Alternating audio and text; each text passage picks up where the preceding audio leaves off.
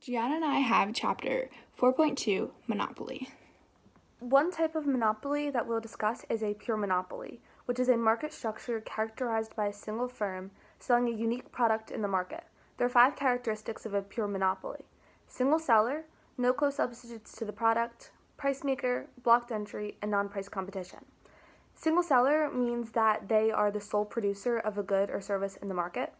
No co-substitutes to the product means that consumers who do not choose this product will go without it because there's no one else offering it. Price maker means that they control the total quantity supplied and they have control over the prices they set. Blocked entry means that they do not have immediate competitors because there are entry barriers. And finally, non-price competition means that their products may be standardized or differentiated. Even though pure monopoly is rare, monopolies still exist in the real world.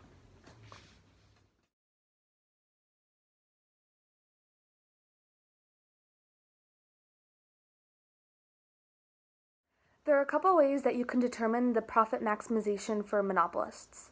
The first is that you maximize total profit where marginal revenue equals marginal cost, as long as producing is preferable to shutting down. The second is that you can also determine profit maximizing output by comparing total revenue and total cost at each possible level of production and choosing the output with the greatest positive difference. Finally, you can look at a graph, and that can be seen in figure 12.4, profit maximization by a pure monopolist. Natural monopoly. This occurs where the market demand curve intersects the long-run ATC curve at any point while average total costs are declining. If a natural monopoly set its price where market demand intersects long-run ATC, its price would be lower than if the industry were more competitive. This would probably set a higher price instead. Long-run economies of scale for a single firm exist throughout the entire effective demand of its product. The way to find the difference between a pure monopolist and a purely competitive seller lies on the demand side of the market. The demand curve for a monopolist is just like any other demand curve. It's linear and sloping downwards. However, the demand curve for monopolists is quite different from that of the pure competitor because the pure monopolist is the industry. Its demand curve is the market demand curve. Regulated monopoly. Natural monopolies have been subject to rate regulation, which is price regulation. The socially optimal price, P equals MC, achieves allocative efficiency but may result in losses. The fair return price, P equals ATC, yields a normal profit but fails to achieve allocative efficiency. As we previously mentioned, barriers to entry are a characteristic of monopolies. They are the factors that prohibit firms from entering an industry, and they're the reason that monopolies exist. Some of the strongest barriers are found in a monopoly market. Monopolies survive because of entry barriers, such as economies of scale, patents and licenses, the ownership of essential resources, and strategic actions to exclude rivals. Even if a firm is not protected from entry may effectively be blocked by the way the monopolist responds to attempts by rivals or competitors to enter the industry. When determining price and quantity, profit max is MR equals MC, while total revenue is P times Q. When determining price and quantity, profit max always equals MR equals MC, while determining total revenue is P times Q.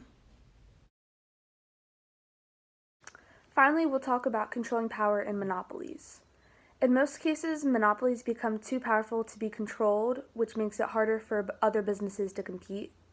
And the only way to legally break a legal monopoly is through a process called deregulation, which means that the government is under pressure to change the law and remove restrictions in a market.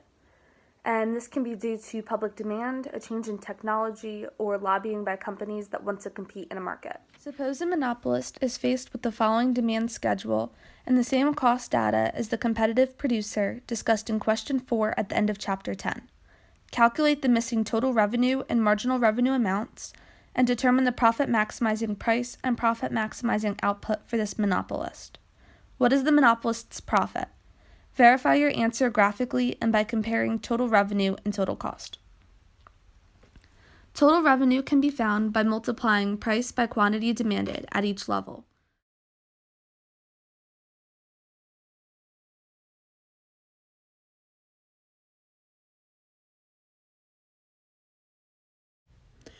How does the demand curve faced by a purely monopolistic seller differ from the confronting a purely competitive firm? Why does it differ? Of what significance is the difference? Why is the pure monopolist demand curve not perfectly inelastic? A monopolist is a single seller. They have the freedom to charge a higher or lower price. With a change in price, the quantity demanded also alters. The monopolists themselves is the firm and industry. Because of this, the demand curve of monopolists is downward sloping.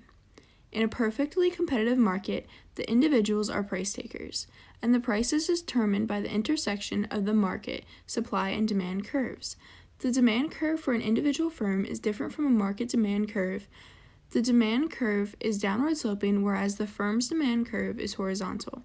It indicates a price elasticity of demand that is elastic.